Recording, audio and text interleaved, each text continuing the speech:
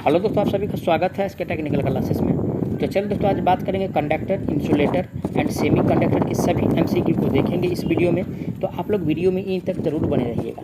और साथ ही साथ अगर आप लोग अभी तक हमारे चैनल को सब्सक्राइब नहीं किए हैं तो आप लोग चैनल को जरूर सब्सक्राइब कर लीजिए, क्योंकि आप लोगों के लिए इस प्रकार का वीडियो बहुत हेल्पफुल होने वाला है।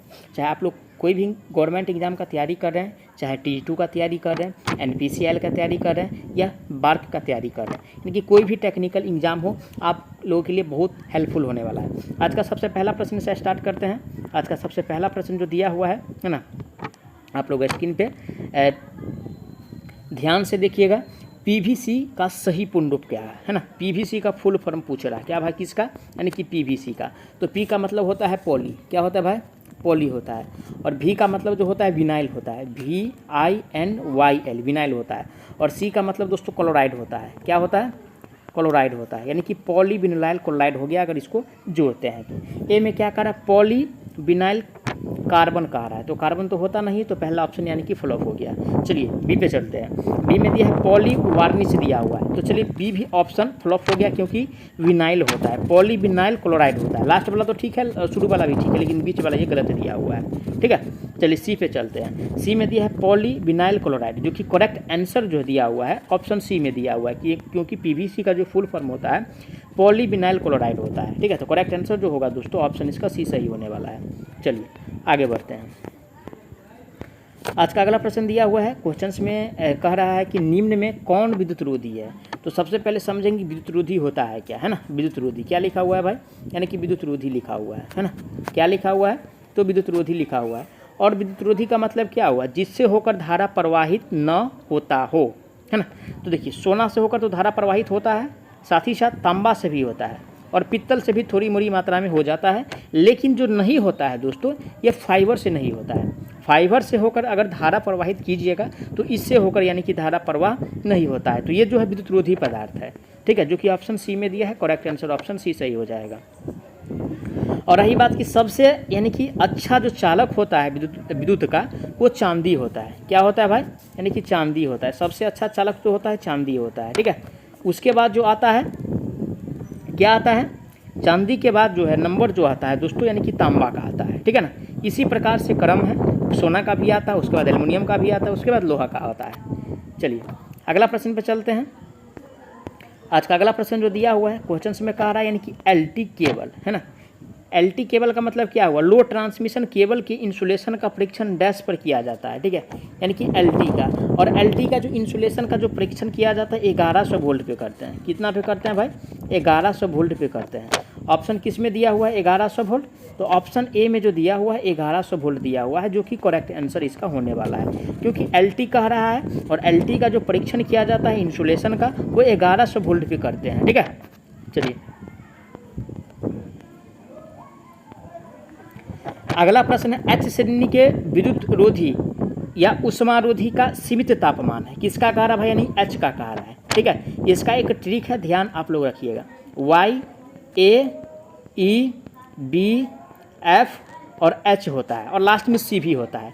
तो 90 से चालू होता है, 90, 105, उसके बाद जो 120 होता है, और 135 या कहीं कहीं 130 भी रहता है। तो ये डाटा को ध्यान में रखना है, ठीक है।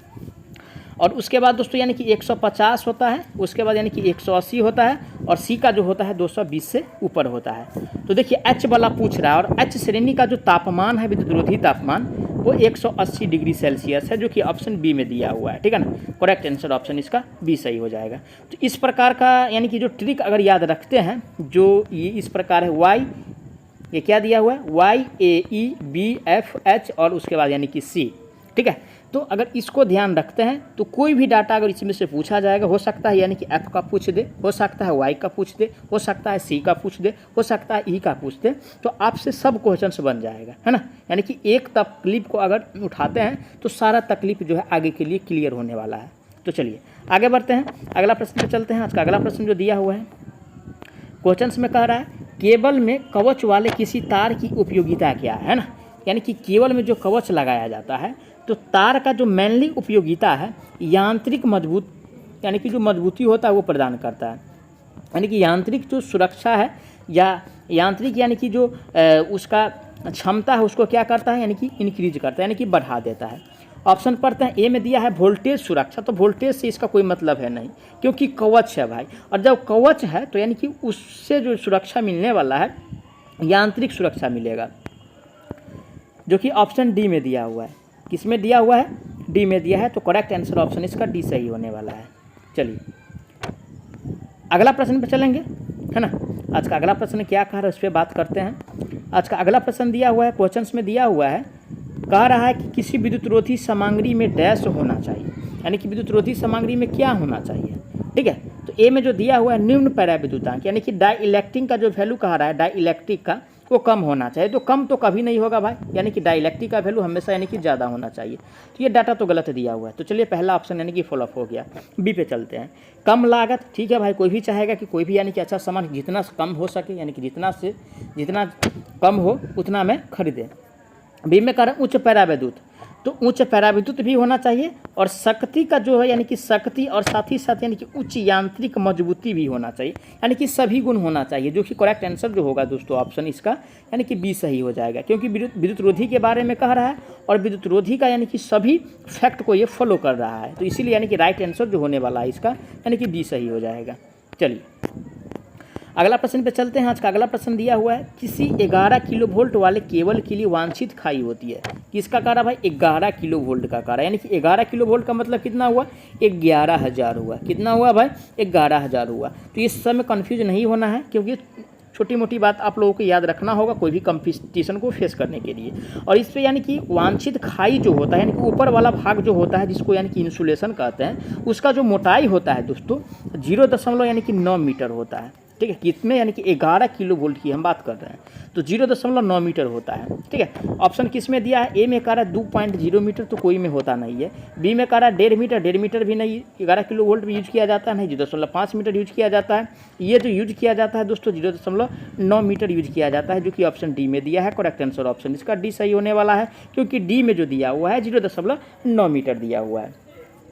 तो चलिए आज का अगला प्रश्न पे चलते हैं। आज का अगला प्रश्न क्या कह रहा है ना। आज का अगला प्रश्न दिया हुआ है, क्वेश्चंस में कह रहा है, स्पष्ट लिखा हुआ है कि हार्ड स्पीड इस्पात में कार्बन का प्रतिशत डैश होता है। किस में कह रहा है भाई, यानी कि हाई स्पीड में कह रहा है, और हाई स्पीड में यानी कि कार्बन का जो परसेंट होता है, अगर मैनली रूप से अगर देखा जाए तो 0.75 से लेकर के 1% तक होता है। कितना तक होता है भाई, 0.75 से लेकर के 1% के बीच होता है। किसका भाई, तो कार्बन का प्रतिशत, वो भी किस में, तो इस्पात में, है ना। ये ध्यान रखिएगा। इस प्रकार से अगर डाटा को ध्यान रखते हैं तो हो सकता है पैटर्न बदल के क्वेश्चंस पूछे, है ना, लेकिन वहाँ पे आप लोग को कंफ्यूज नहीं होना है। अगर ये डाटा ध्यान रखना है ना, रखिएगा, तो आप लोगों को ज़रूर जो है यानी कि हेल्पफुल होने वाला है। तो राइट आंसर जो होगा दोस्तों ऑप्शन इसका ए सही होने वाला है। क्या सही होने वाला है, ए सही होने वाला है, क्योंकि ए में जो दिया हुआ है 0.75 से 1.0% तक दिया हुआ है, ठीक है। चलिए आगे बढ़ते हैं। आज का अगला प्रश्न दिया हुआ है, क्वेश्चंस में कह रहा है, आप लोग ध्यान से देखिए, निम्न में कौन सा परीक्षण केबल के भूदोष के स्थान का पता लगाने के लिए किया जाता है। और भूदोष का पहचान का यानी कि पता कह रहा है, किसका, यानी कि भूदोष का।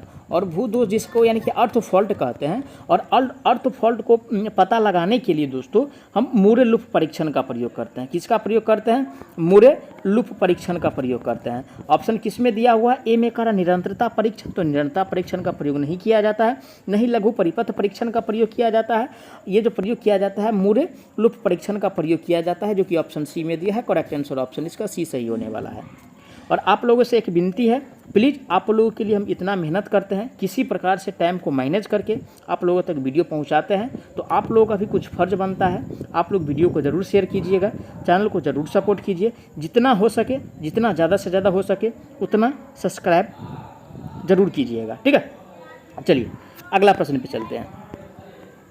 आज का अगला प्रश्न दिया है, कम्यूटेटर खंड को इंसुलेट करने के लिए निम्न में से किस सामग्री का प्रयोग किया जाता है। कौन सा खंड है भाई, यानी कि कम्यूटेटर है, ठीक है। देखिए क्या कह रहा है, कम्यूटेटर कह रहा है। और कम्यूटेटर को यानी कि जो इंसुलेट किया जाता है मेनली रूप से इसमें अभ्रक का प्रयोग करते हैं। किसका?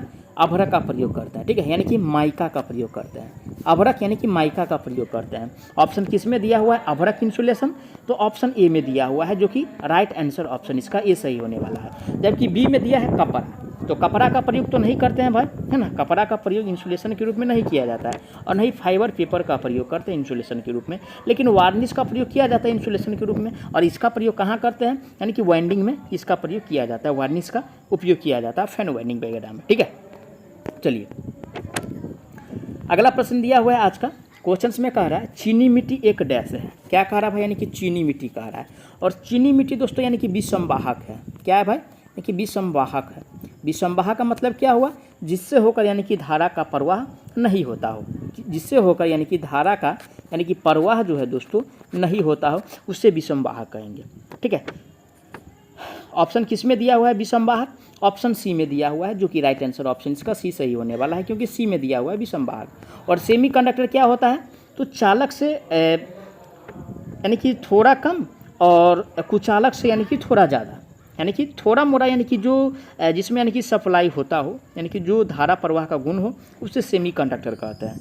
जबकि कंडक्टर का मतलब क्या हुआ?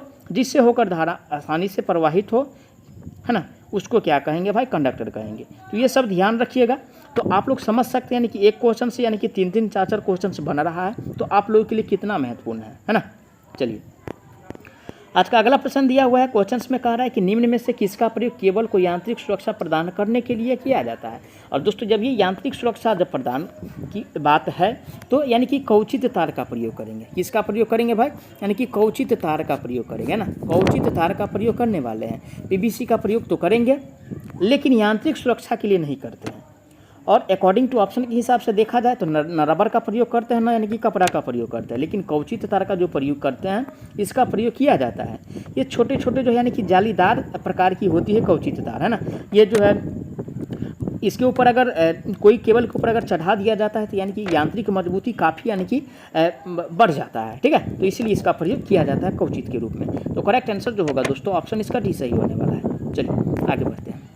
अगला प्रश्न आज का दिया हुआ है, क्वेश्चंस में कह रहा है घरेलू उपकरणों में तापन तत्व के लिए निम्नलिखित में से किस सामग्री का प्रयोग किया जाता है? किसके क्या कह रहा है भाई? यानी कि तापन तत्व के लिए कह रहा है। और तापन तत्व के लिए दोस्तों जो प्रयोग करेंगे यानी कि नाइक्रोम का प्रयोग करेंगे। किसका? नाइक्रोम का प्रयोग करेंगे तापन तत्व के लिए। ऑप्शन किस में दिया? ए में कह रहा है जीआई, तो जीआई का प्रयोग नहीं करेंगे, क्योंकि इसका प्रतिरोध जो होता है दोस्तों यानी कि प्रतिरोध जो होता है यानी कि बहुत ज़्यादा होता है। क्या होता है? प्रतिरोध ज़्यादा होता है, इसके कारण जो है यानी कि जीआई का प्रयोग नहीं करते हैं, है ना। साथ ही साथ बी में जो दिया हुआ है तांबा दिया हुआ है। तांबा तो चालक पदार्थ, लेकिन तापन तत्व के रूप में इसका भी प्रयोग नहीं करेंगे। अगर ऑप्शन में नाइक्रोम दिया हुआ है तो यहाँ पे जो टिक करने वाला है नाइक्रोम के टिक करेंगे, जो कि करेक्ट आंसर नाइक्रोम इसका सही होने वाला है, ठीक है। चलिए आज का अगला प्रश्न दिया हुआ है, क्वेश्चंस में कह रहा है केबल के जोड़ों के लिए पकड़ किस सामग्री से बने होते हैं? पकड़ का मतलब क्या है? जिसको यानी कि लग्स कहेंगे, है ना। लग्स जो दोस्तों यानी कि बना होता है एल्युमिनियम और प्लस में दोस्तों यानी कि कॉपर का मिश्रण होता है। एल्युमिनियम और किसका मिश्रण होता है? कॉपर का मिश्रण होता है। ऑप्शन किस में दिया? ए में कहा टीन और पित्तल, तो टीन और पित्तल से जो है दोस्तों यानी कि लग्स का निर्माण नहीं होता है। बी में कह रहा है एल्युमिनियम और तांबा, जो कि करेक्ट आंसर ऑप्शन इसका बी में दिया हुआ है, और राइट आंसर ऑप्शन इसका बी सही होने वाला है, क्योंकि बी वाला जो डाटा दिया हुआ है दोस्तों यानी कि इस प्रश्न में जो पूछ रहा है उसको संतुष्ट कर रहा है, ठीक है। चलिए आज का अगला प्रश्न दिया हुआ है, आज का अगला प्रश्न है 3 फेज पावर और लाइटिंग लोड के लिए केबल डैश कोर का होना चाहिए। यानी कि कितना फेज के लिए कह रहा है भाई? यानी कि 3 फेज के लिए कह रहा है। और 3 फेज के लिए पावर के लिए भी और साथ साथ लाइटिंग के लिए भी जो इसका कोर होगा दोस्तों 3.5 यानी कि 3.5 कोर का होना चाहिए। जितना फेज दिया हुआ है उससे यानी कि कुछ एक्स्ट्रा होना चाहिए, जो या तो पावर का सप्लाई होता हो पावर के लिए या लाइटिंग के लिए, ठीक है ना। ए में जो कह रहा 3 कोर का, तो 3 कोर का करेंगे नहीं, इससे यानी कि ज़्यादा वाला करेंगे। डबल कोर का भी प्रयोग कभी होगा नहीं। 4 कोर का प्रयोग, इसका जो प्रयोग होगा दोस्तों 3.5 कोर का प्रयोग होगा, जो कि ऑप्शन डी में दिया है। करेक्ट आंसर डी सही होने वाला है। चलिए आगे बढ़ते हैं। अगला प्रश्न आज का दिया हुआ है, क्वेश्चन में कह रहा है वोल्टेज ग्रेडिंग में 650 वोल्ट से 3300 वोल्ट के बीच की सीमा को डैश कहा जाता है। 33,000 है ना, 650। देखिए 650 आया तो ये मीडियम होगा, ठीक है। साथ ही साथ यानी कि जब 33,000 आ गया इसमें तो समझिए ये हाई वोल्टेज है, यानी कि उच्च वोल्टेज है, ठीक है। अगर 600 से 50 रहता तो क्या होता भाई, मीडियम वोल्टेज होगा, है ना। यानी कि कोई कोई किताब में यानी कि 250 यानी कि 650 को यानी कि मीडियम माना है, ठीक है। और कोई कोई किताब में यानी कि 0 वोल्ट से लेकर के 250 को लो माना है। तो ये डाटा बदलता है, तो ऐसा नहीं है कि जो क्वेश्चंस पूछ रहा है, क्वेश्चंस में कुछ पूछ रहा है और एक ही बुक पढ़े हुए हैं तो एक बुक के हिसाब से हमको याद है तो वही टिक करेंगे, ऐसा नहीं होता है। डाटा इसका बदलता रहता है ना। और रही बात यानी कि एक्स्ट्रा हाई वोल्टेज की, यानी कि अति उच्च वोल्टेज, तो 33,000 से यानी कि 33 के से यानी कि ज़्यादा वाला जो होगा लगभग यानी कि 132 के से यानी जितना हो उसको यानी कि अति उच्च वोल्टेज कहेंगे, है ना। तो इसमें क्या पूछ रहा है, यानी कि 650 और 33,000, और 650 और 33,000 का जो वोल्टेज का सीमा है उच्च वोल्टेज के अंतर्गत ये आता है, जो कि ऑप्शन बी में दिया है उच्च वोल्टेज। करेक्ट आंसर इसका बी सही होने वाला है, ठीक है। मध्यम वोल्टेज की अगर बात किया जाए तो मध्यम वोल्टेज में यानी कि 250 से 650 के बीच रख सकते हैं। निम्न वोल्टेज की बात किया जाए तो 0 से 250 के बीच रख सकते हैं। कहीं कहीं 0 से 200 यानी कि 500 यानी कि 650 तक यानी कि लो वोल्टेज दिया हुआ है, तो बुक के ऊपर डिपेंड करता है, ठीक है। चलिए अगला प्रश्न आज का दिया हुआ है, क्वेश्चन में कह रहा है सौर बैटरी में निम्न में से किस प्रकार की सामग्री का प्रयोग किया जाता है। कौन सा बैटरी भाई, सौर बैटरी। और सौर जब ये है ना यानी कि समझिए यानी कि सूर्य है ना। सौर का मतलब समझिए यानी कि सूर्य है।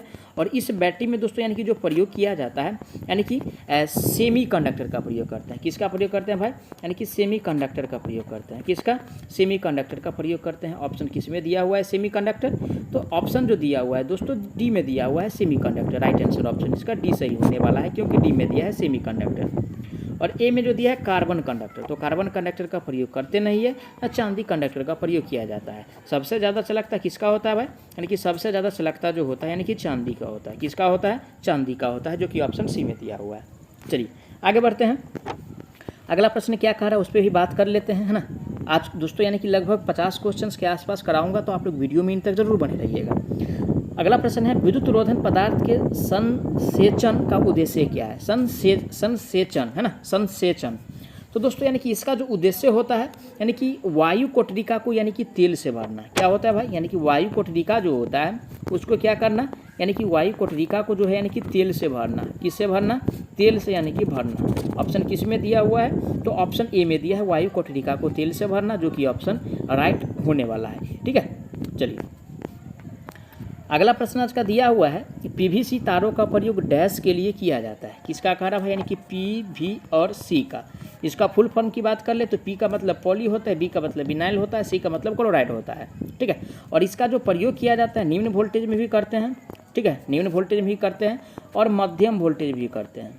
किसमें, निम्न वोल्टेज में भी और मध्यम वोल्टेज में, यानी कि दोनों में इसका प्रयोग किया जाता है पीवीसी का, ठीक है।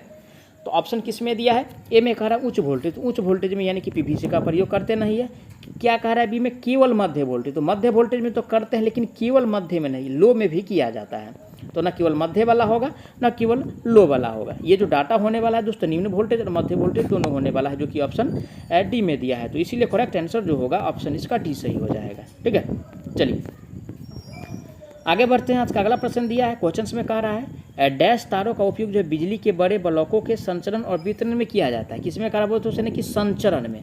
और संचरण और वितरण में दोस्तों जो प्रयोग किया जाता है कागज रोधित का प्रयोग करते हैं। किसका, कागज रोधित का प्रयोग करते हैं, ठीक है। और ये आंसर कब देना है भाई, यानी कि जब TG2 का एग्जाम दे रहे हैं तो ये आंसर देना है। अगर यानी कि टेक्निकल हेल्पर का एग्जाम दे रहे हैं तो आपको यानी कि आंसर ये करना होगा, यानी कि तेल रोधित ऑप्शन करना होगा। तो आप अगर TG2 का एग्जाम दे रहे हैं तो यानी कि ये आपको आंसर टिक करना होगा। साथ ही साथ अगर NPCL का एग्ज़ाम दे रहे हैं या बार्क का एग्ज़ाम दे रहे हैं तो दोनों में से कोई ऑप्शन आप चूज कर सकते हैं। वो डिपेंड करता है कि सही क्या होगा, वो बोर्ड के ऊपर डिपेंड है भाई, क्योंकि आंसर दोनों है तो आंसर दोनों। ये भी नहीं कंफर्म कर सकते हैं कोई भी, यानी कि टीचर भी नहीं कह सकते हैं कि यानी कि इसका जो ऑप्शन होगा ऑप्शन ए ही सही होने वाला है। इसके अकॉर्डिंग ये भी कोई नहीं कहेंगे इसका ऑप्शन बी ही सही होने वाला है। दोस्तों ये कोई क्वेश्चन होता है जो यानी कि बोर्ड ही डिसाइड करते हैं कि इसका आंसर क्या होने वाला है, ठीक है। चलिए तो एक आध क्वेश्चन रहता है कोई एग्जाम में, है ना। आज का अगला प्रश्न दिया हुआ है, क्वेश्चन में कह रहा है कि वेल्डेड केबल का प्रयोग विद्युत स्थापन में किस वोल्टेज स्तर के लिए किया जाता है। किसका कह रहा है भाई, यानी कि वेल्डेड का कह रहा है ना, वेल्डेड का कह रहा है। और वेल्डेड केबल का जो प्रयोग किया जाता है लगभग यानी कि 22,000 वोल्ट तक करते हैं। कितना तक? 22,000 वोल्ट तक करते हैं, जो कि ऑप्शन किस में दिया है? 22,000 वोल्ट। तो ऑप्शन बी में दिया हुआ है करेक्ट आंसर ऑप्शन इसका बी सही होने वाला है। क्या सही होने वाला है? अब बी सही होने वाला है। चलिए आज का अगला प्रश्न दिया है, क्वेश्चन में कह रहा है कि मोटर संबंधन के लिए उपयोग किए जाने वाले 3 कोर तार में पीवीसी रोधन का रंग क्या होता है? तो सबसे पहले यानी कि लाल आएगा, इसके बाद कौन सा कलर आएगा? उसके बाद पीला आने वाला है, उसके बाद क्या आने वाला है? उसके बाद यानी कि नीला आने वाला है, यानी कि लाल, पीला और नीला। ऑप्शन किस में दिया है? लाल, पीला और नीला। तो ऑप्शन सी में दिया है, जो कि करेक्ट आंसर ऑप्शन इसका सी सही होने वाला है। चलिए आगे बढ़ते हैं। आज का अगला प्रश्न दिया हुआ है, क्वेश्चन में कह रहा है कि दिए गए विकल्पों में से किस पदार्थ में उच्च विद्युत रोधी होता है? यानी कि उच्च विद्युत रोधी कह रहा है। विद्युत रोधी का मतलब क्या हुआ भाई? जिससे होकर यानी कि धारा का प्रवाह नहीं होता हो, जिससे होकर धारा का प्रवाह नहीं हो, है ना। तो ए में क्या कह रहा है? जिंक कह रहा है। तो इससे होकर यानी कि धारा तो प्रवाहित होता है। चांदी तो सबसे अच्छा चालक ही है, मैग्नीज भी यानी कि चालक पदार्थ है, लेकिन विद्युत रोधक जो है दोस्तों यानी कि अवरक यानी कि इंसुलेटर पदार्थ है। इससे होकर जो है यानी कि धारा प्रवाहित नहीं होता है। तो राइट आंसर जो होगा दोस्तों ऑप्शन इसका बी सही होने वाला है, क्योंकि बी में जो दिया हुआ है यानी कि बी में जो दिया हुआ है दोस्तों अवरक दिया हुआ है। तो राइट आंसर इसका यानी कि अवरक वाला सही होगा, है ना। चलिए अगला प्रश्न आज का दिया है, क्वेश्चन में कह रहा है कि उस विकल्प का चयन करें जो केवल वर्ग बी रोधन पदार्थ के उदाहरणों को यानी कि सूचीबद्ध करता है। तो यानी कि बी के लिए कह रहा है, और बी के लिए सबसे पहले यानी कि अवरक आने वाला है। क्या आने वाला है? अवरक आने वाला है। उसके बाद यानी कि एस्बेस्टस आने वाला है, ठीक है, एस्बेस्टस, है ना, एस्बेस्टस आने वाला है। उसके बाद यानी कि फाइबर ग्लास आने वाला है। क्या आने वाला है? फाइबर ग्लास आने वाला है। ऑप्शन किस में दिया है? एस्बेस्ट, अभरक, एस्बेस्टस, फाइबर ग्लास। ए में कह रहा है अभरक, सूती, रेशम और तेल। तो ये तो नहीं होगा भाई, ये तो कभी नहीं होगा ऑप्शन ए। बी में कह रहा है फाइबर ग्लास तो है, लेकिन सबसे पहले यानी कि अभरक होना चाहिए। उसके बाद अगर डाटा अगर उल्टा भी होता है तो कोई दिक्कत नहीं, लेकिन ये तीनों पदार्थ होना चाहिए, अभरक भी, एस्बेस्टस और फाइबर ग्लास भी। लेकिन ऐसा डाटा जो दिया हुआ है ओनली फॉर डी में दिया हुआ है, जो कि करेक्ट आंसर ऑप्शन इसका डी सही होने वाला है, ठीक है। अगला प्रश्न आज का दिया हुआ है, क्वेश्चन में कह रहा है कि विद्युत हीटर के लिए प्रयुक्त पदार्थ डैश है। यानी कि हीटर में जो प्रयोग करते हैं दोस्तों यानी कि नाइक्रोम का प्रयोग किया जाता है। किसका? नाइक्रोम का प्रयोग करते हैं हीटर में। ऑप्शन किस में दिया है? नाइक्रोम। ऑप्शन ए में दिया है nichrome. Correct answer option A इसका सही होने वाला है। चलिए आगे बढ़ते हैं। आज का अगला प्रश्न दिया है, सूती, टेप, कागज आदि जैसी विसंवाहक सामग्री के संसेचन का उद्देश्य क्या है? सेम ही प्रश्न है, बस पूछने का तरीका अलग है और शिफ्ट भी यहाँ ही चेंज है। वो सब शिफ्ट फर्स्ट में शायद पूछा हुआ था। तो राइट आंसर जो होगा दोस्तों वायु कोठरिका को तेल से भरना इसका मुख्य कार्य होता है, जो कि ऑप्शन ए में दिया है। राइट आंसर ए इसका सही होने वाला है। चलिए भैया अगला प्रश्न पे चलते हैं। अगला प्रश्न है, चुंबकीय क्षेत्र में स्थित उस तार को क्या कहते हैं जिसमें विद्युत वाहक बल प्रेरित होता है? तो यानी कि जिसमें विद्युत वाहक बल प्रेरित होता है उसको कंडक्टर कहेंगे, है ना। देखिए क्वेश्चन घुमा रहा है लेकिन घूमना नहीं है, बस ध्यान से समझना है। कम्यूटेटर क्या होता है भाई? कम्यूटेटर का कार्य है यानी कि एसी को डीसी में बदलना और डीसी को एसी में बदलना, ये दोनों कार्य करता है, ठीक है। तो राइट आंसर जो होगा दोस्तों इसमें जो पूछ रहा है यानी कि जो विद्युत वाहक बल जो प्रेरित होता है कंडक्टर के द्वारा होता है ना, जो कि ऑप्शन सी में दिया है। करेक्ट आंसर ऑप्शन सी सही होने वाला है। चलिए अगला प्रश्न पे चलते हैं। आज का अगला प्रश्न है, विद्युत स्त्री के तापन अपव्यय के विद्युत रोधन हेतु प्रयुक्त पदार्थ कौन सा है? तो दोस्तों यानी कि देखिए अवरोधक के लिए कहा रहा है, तो अवरोधक के लिए दोस्तों यानी कि जो प्रयोग करेंगे अवरक का प्रयोग करेंगे। किसका? अवरक का प्रयोग करेंगे। ऑप्शन किस में दिया है? अवरक। ऑप्शन बी में दिया है अवरक। करेक्ट आंसर की बात किया जाए तो ऑप्शन इसका बी सही होने वाला है, क्योंकि बी में दिया हुआ है अवरक। चलिए अगला प्रश्न आज का दिया हुआ है, क्वेश्चन में करा निम्न में से कौन ऋणात्मक ताप गुणांक पदार्थ का एक उदाहरण है? ऋणात्मक का मतलब क्या हुआ? जिससे होकर धारा प्रवाहित नहीं होता है उसे ऋणात्मक ताप गुणांक कहेंगे। कुछ पदार्थ है जिससे होकर धारा भी प्रवाहित होता है फिर भी वो ऋणात्मक होता है, लेकिन वो अपवाह में होता है। तो तांबा से होकर तो धारा प्रवाहित होता है, तो ये तो इसमें तो धनात्मक प्रवाह होगा। नाइक्रोम से भी होकर धारा प्रवाहित होता है, जिंक से होकर ही लगभग धारा प्रवाहित होता है, लेकिन अभरक से होकर दोस्तों धारा प्रवाहित नहीं होता है। तो इसमें जो ऋणात्मक ताप गुणांक होने वाला है, अभरक में कौन सा ताप गुणांक होगा? यानी कि निगेटिव ताप गुणांक, यानी कि ऋणात्मक ताप गुणांक होगा। तो राइट आंसर ऑप्शन इसका ए सही होने वाला है। क्या? ये सही होने वाला है। चलिए अगला प्रश्न इसका दिया है, तांबे के परमाणु में कितने इलेक्ट्रॉन होता है? यानी कि तांबे के परमाणु में किसमें कह रहा है? तांबे के परमाणु में इलेक्ट्रॉन की संख्या यानी कि 29। इलेक्ट्रॉन की संख्या कितना होता है? 29 होता है। ऑप्शन किस में दिया हुआ है? ऑप्शन डी में दिया है, जो कि राइट आंसर ऑप्शन इसका डी सही होने वाला है। ठीक है, चलिए अगला प्रश्न पे चलते हैं। आज का अगला प्रश्न दिया है, संवाहक पदार्थ की तुलना में विसंवाहक पदार्थ में डैश होना चाहिए। संवाहक का मतलब क्या हुआ? जिससे होकर धारा का यानी कि प्रवाह हो, जिससे होकर यानी कि धारा का क्या हो भाई, जिससे होकर यानी कि धारा का क्या हो, प्रवाह हो, है ना। जिससे होकर धारा का प्रवाह हो उसे संवाहक कहेंगे, और जिससे होकर धारा का प्रवाह नहीं होता हो यानी कि नहीं होता हो उससे विसंवाहक कहेंगे। अब रही गुण की बात, तो चलिए, विसंवाहक पदार्थ में उच्च प्रतिरोधकता और चालकता का गुण कम से कम होना चाहिए, जबकि संवाहक पदार्थ में चालकता का गुण उच्च होना चाहिए और प्रतिरोधकता का गुण निम्न होना चाहिए। ए में क्या कह रहा है, उच्च चालकता और उच्च प्रतिरोधकता। बी में कह रहा है यानी कि उच्च प्रतिरोधकता और निम्न चालकता, जो कि विसंवाहक का है, यानी कि जो कि विसंवाहक का गुण दिया हुआ है, बी में दिया है, करेक्ट आंसर इसका बी सही होने वाला है। सी पढ़ लेते हैं, निम्न प्रतिरोधकता और उच्च चालकता। क्या कह रहा है भाई, निम्न प्रतिरोधकता उच्च चालकता जो है संवाहक का गुण दिया है। किसका गुण दिया हुआ है, ये संवाहक का गुण दिया हुआ है। अगर ओनली पर संवाहक का पूछता तो क्या होने वाला था, निम्न प्रतिरोधकता और उच्च चालकता। ठीक है, चलिए आगे बढ़ते हैं। अगला प्रश्न आज का दिया हुआ है, क्वेश्चंस में कह रहा है कि एक सेमीकंडक्टर की प्रतिरोधकता डैश होती है। किसका कह रहा है भाई, सेमीकंडक्टर का। तो सेमीकंडक्टर का दोस्तों कंडक्टर और इंसुलेटर के बीच होता है। किसके बीच होता है, कंडक्टर और इंसुलेटर के बीच जो प्रतिरोधकता होता है सेमीकंडक्टर का होता है, जो कि ऑप्शन ए में दिया है, कंडक्टर और इंसुलेटर। तो राइट आंसर जो होगा दोस्तों ऑप्शन इसका ये सही होने वाला है। बी में जो दिया है कंडक्टर से कम, तो कंडक्टर से कम नहीं होता है, ना बराबर होता है ना अधिक होता है। ठीक है, चलिए अगला प्रश्न पे चलते हैं। अगला प्रश्न है, अभ्रक, एस्बेस्टर और फाइबर्स ग्लास वर्ग डैश प्रकार के विसंवाहक पदार्थ का उदाहरण है। अभ्रक, एस्बेस्टर और फाइबर ग्लास, ये दोस्तों यानी कि ये जो उदाहरण है वर्ग बी का है। किसका है, वर्ग बी का उदाहरण है। ऑप्शन किस में दिया है, वर्ग बी, यानी कि बी वाला जो दिया हुआ है डी में दिया हुआ है। करेक्ट आंसर ऑप्शन इसका डी सही होने वाला है। ठीक है, चलिए आगे बढ़ते हैं। अगला प्रश्न आज का दिया हुआ है, केबिलों की डाइलेक्ट्रिक ग्रेडिंग डैश प्राप्त करने की विधि है। यानी कि केबिलों की जो दोस्तों डाइलेक्ट्रिक है, यानी कि सबसे अच्छा विधि क्या है, तो सबसे अच्छा विधि जो होता है दोस्तों कैपेसिटेंस ग्रेडिंग होता है। कौन सा होता है भाई, कैपेसिटेंस ग्रेडिंग होता है। ऑप्शन किस में दिया है, कैपेसिटेंस ग्रेडिंग, ऑप्शन बी में दिया हुआ है, जो कि राइट आंसर ऑप्शन इसका बी सही होने वाला है, क्योंकि बी में जो दिया है कैपेसिटेंस ग्रेडिंग दिया हुआ है। चलिए अगला क्वेश्चन पे चलते हैं। आज का अगला प्रश्न है, एंटीमनी डैश का एक उदाहरण है। क्या कह रहा है, एंटीमनी। और दोस्तों एंटीमनी जो है यानी कि अनुचुंबकीय पदार्थ है, अनुचुंबकीय पदार्थ है।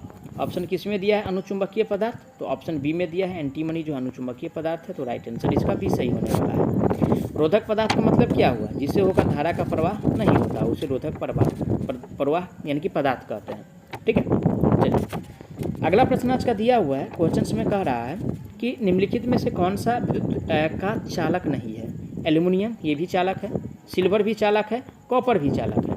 तो राइट आंसर जो होगा दोस्तों, जो नहीं चालक है वो प्लास्टिक है, क्योंकि प्लास्टिक से होकर यानी कि धारा का प्रवाह नहीं होता है।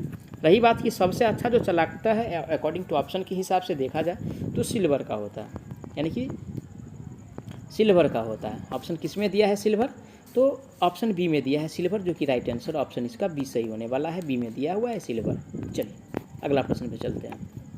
आज का अगला प्रश्न दिया हुआ है, धातुओं का वह गुण जिसके कारण उसे तारों के रूप में खींचा जा सकता है। और दोस्तों यानी कि खींचने की विधि को क्या कहेंगे, तो खींचने की विधि को यानी कि तन्यता कहते हैं। क्या कहेंगे, तन्यता, यानी कि ड्यूटिलिटी कहते हैं। ऑप्शन किस में दिया है, ड्यूटिलिटी, तो ऑप्शन ए में दिया है ड्यूटिलिटी। करेक्ट आंसर जो होने वाला है ए सही हो जाएगा, क्योंकि ए में दिया हुआ है ड्यूटिलिटी। चलिए अगला प्रश्न पे चलते हैं। आज का अगला प्रश्न दिया है, विद्युत रोधन सामग्री का नमी का निम्नलिखित प्रभाव होता है। ए में क्या कह रहा है, विद्युत रोधन प्रतिरोध में वृद्धि। बी में कह रहा है पराविद्युत सामर्थ्य में वृद्धि। सी में कह रहा है पराविद्युत हानि में वृद्धि। और डी में कह रहा है यानी कि पराविद्युत स्थिरांक में कमी। तो दोस्तों यानी कि राइट आंसर जो होगा इसका अकॉर्डिंग टू ऑप्शन के हिसाब से अगर देखा जाए, है ना, अकॉर्डिंग टू ऑप्शन के हिसाब से अगर देखा जाए तो करेक्ट आंसर जो होगा दोस्तों ऑप्शन सी सही होने वाला है, क्योंकि सी में जो दिया हुआ है पराविद्युत हानि में वृद्धि होने वाला है। किस में वृद्धि होने वाला है, पराविद्युत हानि में वृद्धि होने वाला है ना। अगला प्रश्न पे चलते हैं। आज का अगला प्रश्न जो दिया हुआ है क्वेश्चंस में कह रहा है, अगला प्रश्न, कॉपर के तार का भू प्रतिरोध लगभग होता है। किसका कह रहा है, यानी कि कॉपर तार का। ठीक है, कोई भी तार हो वो भी, अगर यहाँ पे कॉपर का अगर बात कर रहा है तो कॉपर पे ही चलते हैं। अगर कॉपर तार की प्रतिरोधकता की बात किया जाए, है ना, यानी कि सॉरी भू प्रतिरोध जो होता है 1 ओम के आसपास होता है। कितना होता है, 1 ओम के आसपास होता है, जो कि ऑप्शन ए में दिया हुआ है, ए को करेक्ट आंसर, ए इसका सही हो जाएगा। मैं आशा करता हूँ आप लोग सारा प्रश्न को अच्छा से देखे होंगे, अच्छा से समझे भी होंगे। अगर कोई प्रश्न में किसी प्रकार का डाउट रहता है तो आप लोग उसके लिए कमेंट कीजिए, आपको जवाब बहुत जल्द मिलेगा। और प्लीज़ जाते जाते एक विनती है, आप लोग वीडियो को ज़रूर शेयर करें, क्योंकि आप लोगों के लिए इतना मेहनत करते हैं तो आप लोगों का भी कुछ फर्ज बनता है ना। तो चलिए मिलते हैं नेक्स्ट पार्ट में, तब तक के लिए जय हिंद।